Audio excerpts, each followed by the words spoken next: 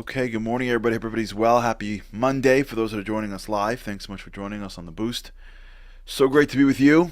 So great to be back again. Last week we spoke about the idea of sacrifice, how sacrifice really and the ability and the willingness to sacrifice is part of how we get through becoming who we're supposed to be, right? A lot of the stagnation of life, a lot of the reasons why we're not more, we think it's because of the world. It's not.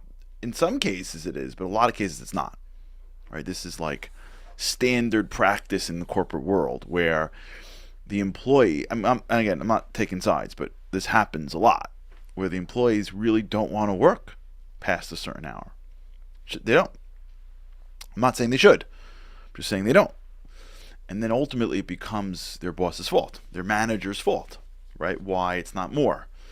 Where in truth, if they would sacrifice a little bit more, they would be much more valuable to the company. They would know it a lot better. They would be able to be in a room and be a lot more well versed in what to do, and as a result, their managers would give them more. Right? It's a cycle. It happens all the time. Right? Your lack of desire to really sacrifice for one's marriage or one's parenting, right? The kids that, and I'm not saying I'm an expert at this. I'm just sharing it with you. We're all on the same page, right? The kids that are better behaved, we enjoy being around more, and the kids that are giving you more and more challenges, right? You think that it's a problem in the kids. Maybe it is, but maybe there's a problem in the parents, right? Maybe we as parents need to sacrifice more to be there for our children in the way that they need, not in the way that we need.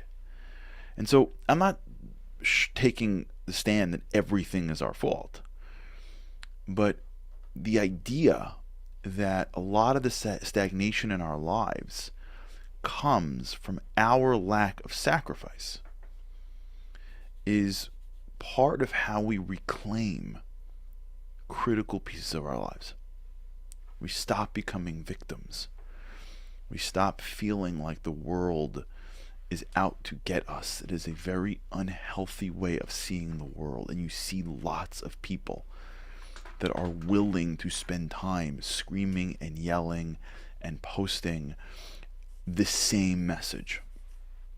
They, whoever they are at the moment, are out to get us. It's great to be the victim because you don't got to do a lot.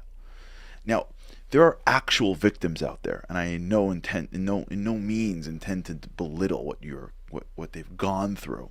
And there are people that are most definitely out of control or don't have the control.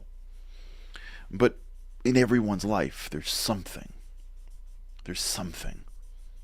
in which we are not achieving what we should be achieving, and we ascribe that to somebody else, when in part, in truth, if we were really being truthful with ourselves, this is what the show really is about.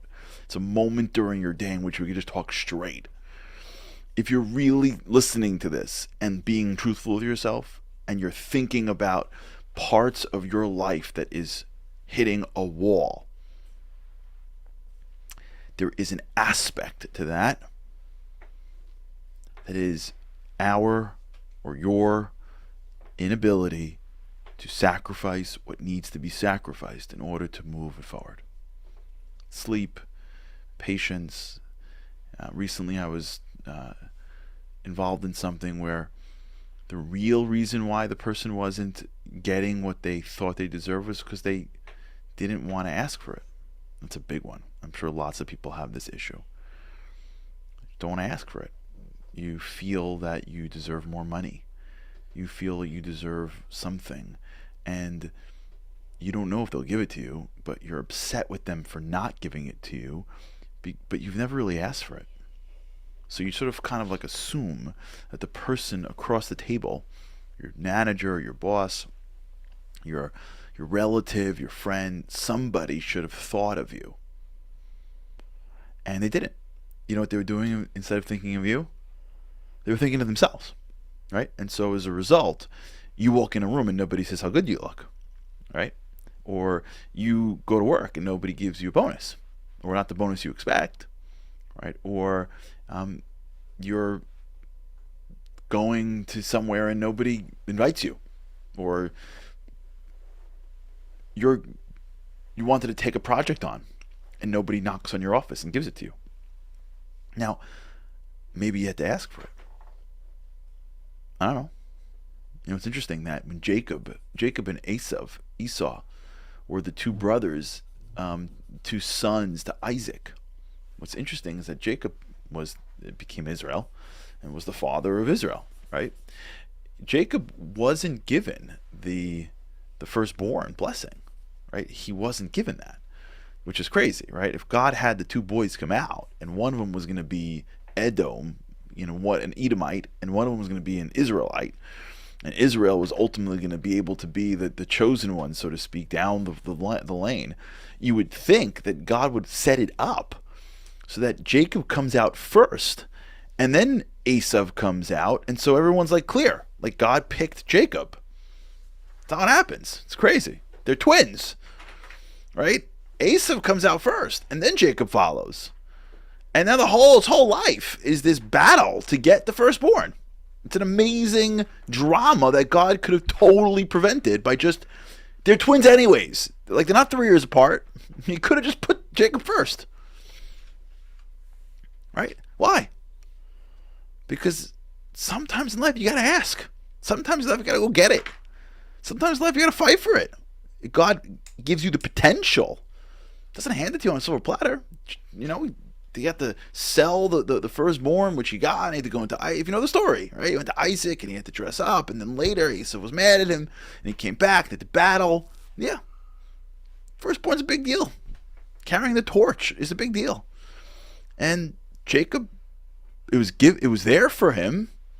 It lined up for him, but he had to go get it. So it happens sometimes. I'm not saying it's easy. There are things in life that no one's given us.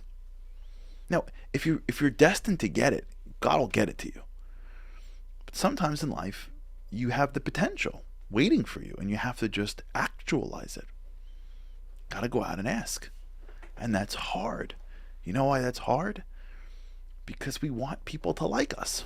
And when you ask for things that are beyond what you think they want to give you, you risk them not liking you as much. And so we want them to like us and give us everything.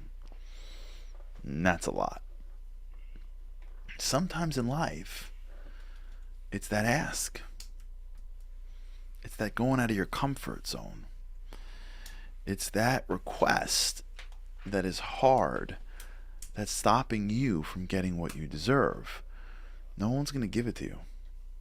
No one's thinking about you. They're thinking of themselves. Or they're not thinking at all. Or they're thinking about who's winning the NBA Finals, right? They're just not thinking about whether or not you're in a good mood, whether or not you feel empowered, whether or not we remember to invite. You're not number one on their list. And sometimes in life, that sacrifice of even your comfort to go out and ask is what's separating you from what you deserve. So we can complain all we want that the people that don't think of us, but maybe we're complaining because deep down we're scared to actually do it ourselves. Yep. All right. Think about this. Tomorrow we're going to talk a little bit about why this is and how we can get around it. All right. Have a great day. With God's help, I can't wait to see you again tomorrow. Have a great day. Living on a lifeline. The world doesn't ever seem to change. Looking for the sunshine, but you're caught up in the rain. It's like your eyes are wide open, but you cannot see. You're watching life pass you by like 1, 2, 3. Walking in destruction. The winds of life blur your vision. All the devastation. Forever feels like you're on the run. It's time. No one else can set you free. You're locked inside, and only you have got